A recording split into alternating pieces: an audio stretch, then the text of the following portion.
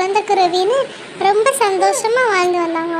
ஒரு நாள் அப்பா குருவி, நான் வெளிநாட்டுக்கு போகிறேன், நீ குழந்தை குருவியை நீ ஏன் பத்திரமா இருங்க அப்படின்னு சொல்லிட்டு வெளிநாட்டுக்கு போயிடுச்சான். இந்த குழந்தை குருவியும் அம்மா குருவியும் ரொம்ப நாள் பசியாகவே இருந்தாங்களாம். அவங்களுக்கு எந்த இறையுமே கிடைக்கலையும். அதனால் வெளியே தேடி போய் இறை தேடிட்டு வரலாம்ட்டு போனாங்களாம். கொஞ்சோண்டு இறை தான் கிடச்சிதான். அதையும் அம்மா குருவி சாப்பிடாம தன்னோட குழந்தை குருவிக்கு கொடுத்துருச்சான். அதனால அம்மா குருவி ரொம்ப பலவீனமாச்சு, அதுக்கு முடியாமல் போயிடுச்சான். அம்மா எந்திரிம்மா, ஏம்மா இப்படி படுத்துருக்க அப்படின்னு குழந்தை குருவி எவ்வளோதான் கற்றுனாலும் அம்மா குருவிக்கு முடியலையும். அம்மா குருவி கடைசியில் இறந்தும் போயிடுச்சான். இதை பார்த்துட்டு இருந்த குழந்தை குருவி அந்த வழியாக பறந்து போனார். கிளியக்காவை கூப்பிட்டு, கிளியக்கா எங்கள் அம்மா முழிக்க மாட்டேங்கிறாங்க, கண்ணை கொஞ்சம் என்னன்னு பாருங்கன்னு சொன்னோன்னே கிளியக்கா கண்டுபிடிச்சிருச்சோம். அவங்க அம்மா இறந்துட்டாங்கன்னு சொன்னோன்னே குழந்தை குருவிக்கு அழுக தாங்கலையா. உடனே வெளிநாட்டிலேருந்து அப்பா குருவி வந்து அதுவும் அழுக ஆரம்பிச்சிருச்சோம். என்ன பண்ணுறது, கடைசி இறுதி சடங்கு தான் பண்ணாங்க. குருவிக்கு பறக்க தெரியாததுனால அப்பா குருவி வெளியே போயிட்டு வரேன்னு சொல்லிச்சான். வெளியே போயிட்டு வரும்போது கூடவே ஒரு பெண் குருவியும் கூட்டிக்கிட்டு வந்துச்சான்.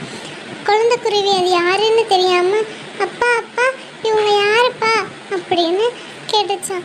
உடனே அப்பா குருவி, இவங்க தான் உன்னோட சித்தி, இனிமேல் இவங்கள தான் பார்த்துக்குவாங்க, இவங்களும் உனக்கு அம்மா மாதிரி தான் அப்படின்னு அப்பா குருவி சொன்னதும் குழந்தை குருவிக்கு ஒரே பயமாக இருந்துச்சான்.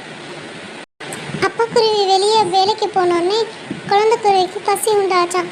சித்தி எனக்கு பசிக்குது, எனக்கு சாப்பாடு கொடுங்கன்னு கேட்டுச்சான். உடனே சித்தி குருவி, அதெல்லாம் முடியாது, நீயே போய் உனக்கு நிறைய எடுத்துக்கோ அப்படின்னு குழந்தை குருவி பறக்க தெரியாதனால ஒரு மரத்தில் உட்காந்துருச்சு. அப்போ வந்து கிச்சு காக்கா, அடடே யாருப்பா நீ இங்கே தனியாக உட்காந்துருக்க, பெரிய பெரிய பறவைகள்லாம் வந்து போகிற இடம், உன்னை சாப்பிட்டு போயிடும் அப்படின்னு சொல்லிச்சான். அதுக்கு குழந்தை குருவி, எங்கள் அம்மா இறந்துட்டாங்க, எங்கள் சித்தி என்னை சாப்பாடே தர மாட்டேங்கிறாங்க, என்னை வெளியே பறந்து போய் சாப்பாடு சாப்பிடுன்னு சொல்கிறாங்க அப்படின்னு நடந்ததெல்லாம் சொல்லிச்சான். உடனே கிச்சு காக்கா, அடடா இப்படிப்பட்டவளாவ, நீ என் கூட வந்து என் கூட்டில் இரு, நான் உனக்கு பறக்கிற வரைக்கும் சாப்பாடு தரேன், நீ பறந்தவொடனே நீ தனியாக கூடு கட்டிக்கோ அப்படின்னு சொல்லிச்சான். குழந்தை குருவி நல்லா பறந்தது தனக்கு ஒரு வீடு கட்டிக்கிட்டான். அப்போ ரொம்ப மழை பெஞ்சிச்சான். அப்போ குழந்தை குருவி கிச்சுக்காக்கா கிட்ட, எங்கள் கூட ஆல்ரெடி ரொம்ப மோசமாக இருந்துச்சு, இந்த மழைக்கெல்லாம் தாங்காது, எங்கள் அப்பாவை நான் கூட்டிக்கிட்டு வர போகிறேன் அப்படின்னு சொல்லிச்சான்.